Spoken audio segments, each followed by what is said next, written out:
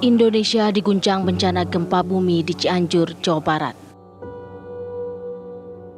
Gempa berkekuatan magnitud 5,6 ini telah menewaskan kurang lebih 300 korban jiwa, serta ribuan lainnya luka-luka.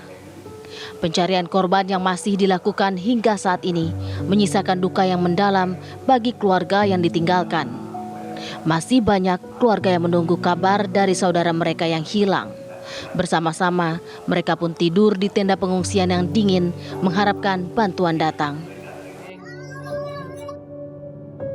Dampak gempa Cianjur meliputi 15 kecamatan. Ribuan rumah, sekolah, hingga sarana ibadah turut hancur akibat bencana ini. Para tim SAR dan seluruh relawan, semua bergotong royong ikut membantu para korban bencana gempa di Cianjur. Bencana gempa di Cianjur sejatinya adalah ujian dan peringatan dari Allah Subhanahu wa Ta'ala kepada makhluknya. Lalu bagaimana kita sebagai manusia menghadapi bencana yang terjadi?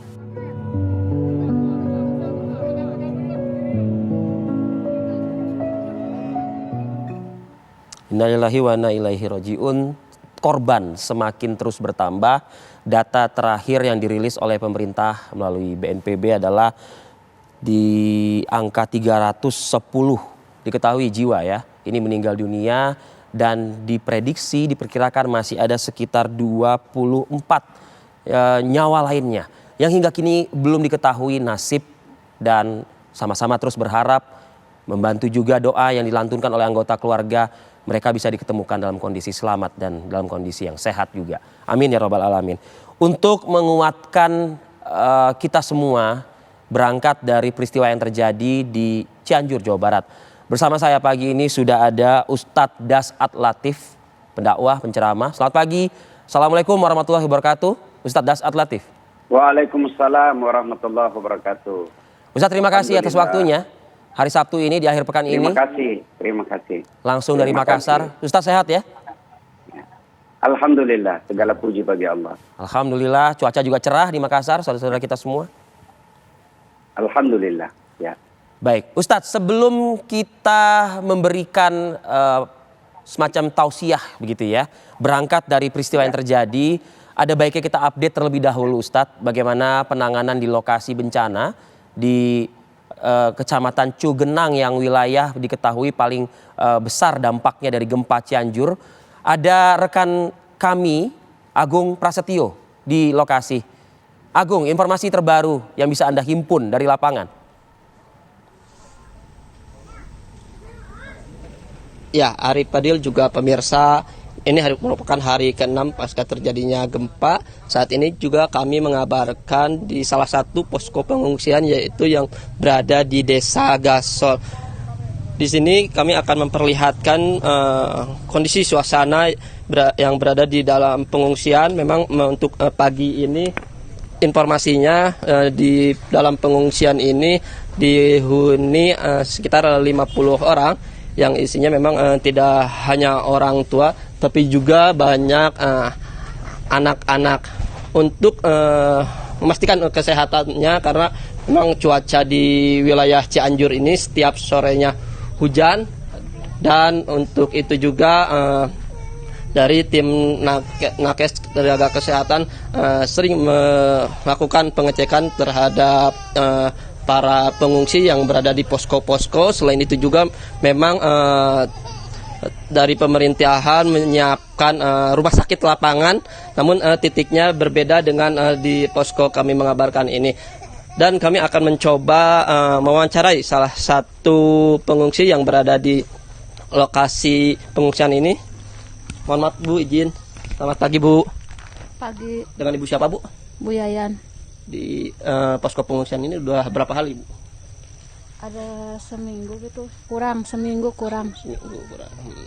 Terus apa aja Bu yang dibutuhkan di semacam alat mandi, pempes anak, bubur ayam, terus apa lagi ya yang nggak ada. Tapi untuk bantuan setiap harinya, apakah sudah menerima baik dari pemerintah ataupun relawan-relawan Bu? Alhamdulillah ada. ada masalah ataupun kendala-kendala lain selama di pengungsian ini, misalkan kekurangan air bersih atau penerangan seperti apa, Bu? Ya penerangan, udah cukup. Penerangan mah ada. Mengungsi di sini sama siapa aja, Bu? Sama ibu saya, anak saya,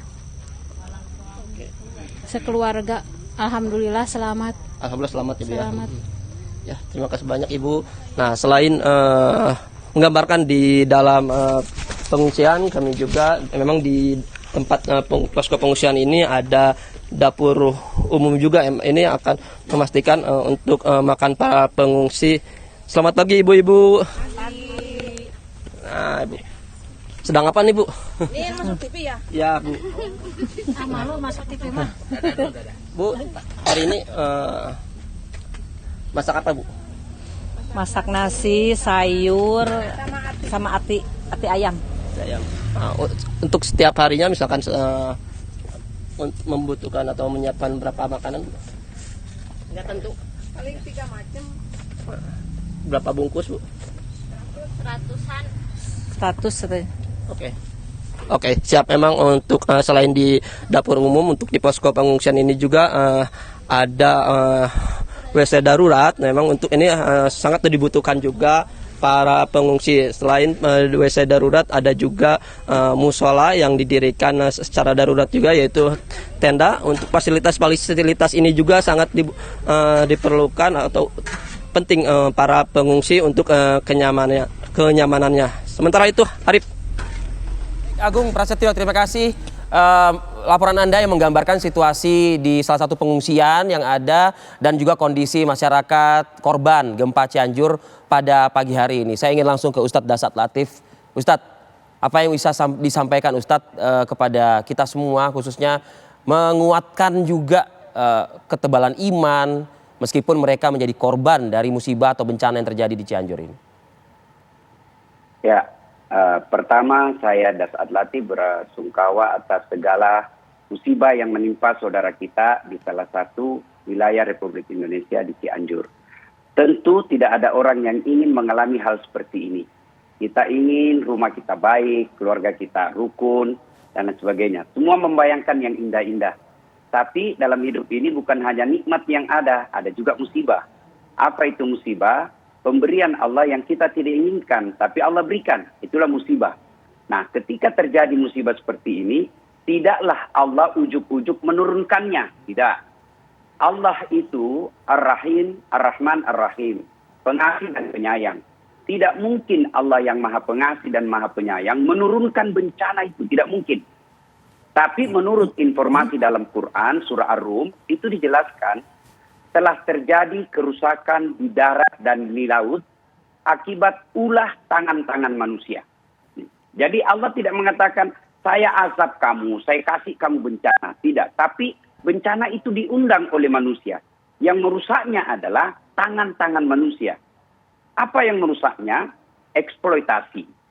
Ya, kita dalam waktu masih kecil kan belajar di SD dulu. Alam ini diciptakan Allah untuk dinikmati. Tetapi dengan catatan ada hidup ekosistem. Ada ketergantungan antara alam dengan manusia. Ketika manusia mengeksploitasi alam berlebih-lebihan, maka tunggu. Bahasa Qur'annya, inna azabi lazadid. Tunggu, azab Allah pasti turun. Maka Allah tidak melarang kita memanfaatkan alam. Silakan manfaatkan alam itu. Dengan catatan selalu mempertimbangkan keseimbangan. Jangan mengambil alam melebihi kebutuhan kita. Karena ada sifat keserakahan, akhirnya yang kita makan hanya bisa makannya 1 piring, hanya bisa minumnya 2-3 gelas, tapi kita mengambil lebih dari itu yang alam sediakan. Akhirnya apa? Alam marah. Kalau alam sudah marah, gempa turun, banjir turun, longsor turun. Kenapa? Karena manusia yang mengundangnya. Tidak mungkin Allah yang menurunkan begitu saja. Ujuk-ujuk langsung, kasih dia. Tidak. Tapi itu ulah tangan-tangan manusia. Maka ketika terjadi bencana seperti ini, ambil iktibar. Ambil pelajaran. Negara kita Indonesia ini, hampir tiap tahun ada bencana.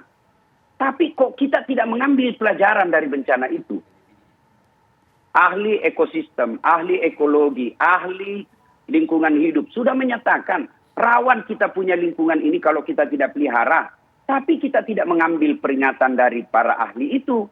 Malah kita cenderung mengabaikan. Akhirnya apa? Allah turunkan teguran. Seperti yang Mas Arief katakan tadi, ketika ada musibah seperti ini, harus mengambil pelajaran. Musibah itu ada 3 kategori. Yang pertama, musibah bersifat ujian. Ya, namanya ujian pasti berat. Tapi karena ujiannya berat, pasti ada penghargaan, ada apresiasi. Semua dari dokter, penelitian, butuh waktu, butuh dana, berat. Diuji oleh beberapa orang. Tapi setelah lolos ujian, saya dapat gelar doktor. Dan gelar doktor itu insya Allah akan mendapat pahala dunia dan pahala akhirat. Kemuliaan dunia, kemuliaan akhirat. Yang kedua, musibah atau bencana itu bersifat teguran. Yang ketiga, musibah berupa hukuman. Apa bedanya Ustaz? Tergantung manusia yang ditimpa. Yang pertama ujian. Mereka yang beriman, memelihara alam, di sekelilingnya dia baik. Tapi kena juga musibah. Maka sesungguhnya dia diuji. Apakah dia lolos atau tidak? Ketika dia berkata, ya Allah kenapa saya kena musibah ini? Saya orang soleh, saya berjamaah, saya baik ke tetangga. Kok kena musibah? Lalu dia menyesali dan dia tidak menerimanya. Maka dia gagal. Tapi ketika dia beriman, lalu dia terima dengan baik musibah itu. Lalu dia mengucapkan, Inna lillahi wa inna ilaihi raji'un. Segalanya datang dari Allah dan segalanya akan kembali kepada Allah. Dia lulus A. Lulus dia dengan ujian itu. Musibah yang ditimpanya justru menjadi amal buat dia. Kenapa? Karena dia bersikap sabar. Bagi Rasulullah menginformasikan, segala perkara umatku ini baik. Dia subur tanahnya, makmur hidupnya, lalu dia bersyukur, pahala buat mereka. Lalu dia kena musibah seperti sekarang, kena longsor, kena bencana, lalu dia bersabar, musibah itu menjadi penghapus dosa-dosanya, penggugur dosa dan kesalahannya menjadi ladang amal buat dia. Semua baik, tinggal bagaimana kita menyikapinya. Nah, yang kedua sifat musibah itu adalah teguran. Siapa yang ditegur? Mereka yang 50-50. Dia yang sholat, dia yang korupsi. Dia yang sedekah, dia juga yang ngerampok. Dia yang sholat, dia juga tukang gosip. Dia yang sholat, tapi dia juga pendendam. Nah, Allah tegur, jangan begitu. Jangan campurkan antara hak yang batil. Wala talbisul haqqa bil batil. Jangan kau campurkan hak dan batil. Allah tegur, kasih musibah. Berarti selama ini saya ada mencampurkan antara hak dan batil. Yang ketiga, musibah berupa hukuman. Siapa yang dihukum? Mereka yang lalai, mereka yang abai terhadap norma-norma alam, norma-norma agama, maka Allah berikan hukuman buat dia. Untuk apa? Dia kembali ke jalan yang lurus. Baik. Nah, musibah seperti ini mesti jadi pelajaran. Pelajaran apa? Satu, kepada saudara-saudara yang Allah amanahi jabatan. Apakah itu pemerintah, apakah itu SAR dan sebagainya. Cara mengambil pelajaran, mesti kita siap tanggap darurat. Ini hampir tiap tahun ada bencana. Tapi kok kita selalu kewalahan tentang tenda. Padahal tenda itu tidak mahal.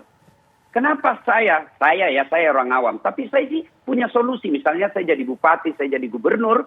Maka saya tahu daerah saya ini rawan nih bencana. Maka minimal ada 2.000 tenda yang saya harus siapkan untuk mengantisipasi. Sebelum bencana itu Cuma terjadi. ada bilang lagi orang, cuma orang bilang, kalau ada yang sudah permanen Ustadz menjadi inventaris, tidak ada lagi dana Ustadz, dana bertanggap bencana, sehingga tidak ada lagi cuan di situ.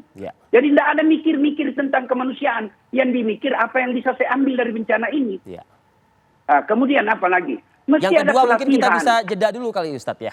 Nanti kita lanjutkan. Oke, Pak. Di segmen berikutnya. Ya. Tetaplah bersama kami, Ustadz Dasat Latif masih akan memberikan tausiahnya untuk kita semua berangkat dari peristiwa yang terjadi di Cianjur, Jawa Barat. Saat lagi.